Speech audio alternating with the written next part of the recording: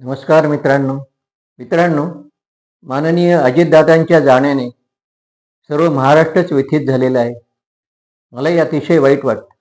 तसं मी कोणत्याही पक्षाचा नाही आहे किंवा राजकारण हा माझा विषय जरी नसला तरी राजकारण हे तुमच्या माझ्या जीवनाशी अतिशय निगडीत आहे. कारण आपण निवडून दिलेले नेतेच त्या ठिकाणी प्रशासन चालवतात. त्यामुळे त्यांच्या निर्णय शक्तीवरतीच पुढचं सगळं राज्याचा कारभार चालू असतो. अजितदादा खरोखर हवे होते. या राजकीय वातावरणामध्ये अजितदादांचं असणं फार महत्त्वाचं होतं. केवळ त्या ठिकाणी अजितदादांना एकच फार तळमळ होती, ती म्हणजे जनतेचं कल्याण व्हावं, समाजाचं कल्याण व्हावं आणि मला काहीतरी करता यावं. विरोधी पक्षात राहून खिचवत पडण्यापेक्षा त्यांनी, तुम्हाला आठवते, पहाटेचा शपथविधी केला किंवा नंतर ते शरद काकांचा विरोध पत्करून सत्तेमध्ये आले. त्याच्यामागे एकच कारण होतं, ते म्हणजे मला काहीतरी समाजासाठी करायचे, जनतेसाठी करायचे. ही तळमळ त्यांना पहिल्यापासूनच होती आणि हे करता येत नव्हतं.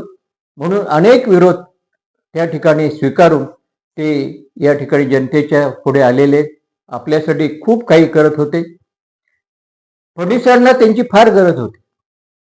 पुढचे 3-3.5 वर्ष महाराष्ट्र अधिक वैभवशाली करण्यासाठी अजितदादांचे नेतृत्व खरोखर उपयोगी पडलं असतं.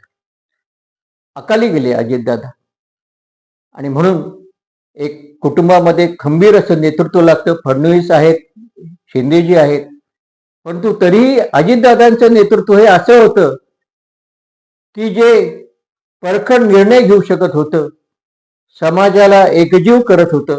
विशेषतः ग्रामीण भागामध्ये अजितदादांचे नेतृत्व हे अतिशय फुलणारं होतं आणि म्हणून अजितदादा आज आपल्यामध्ये हवे होते. अकाली गेले ते.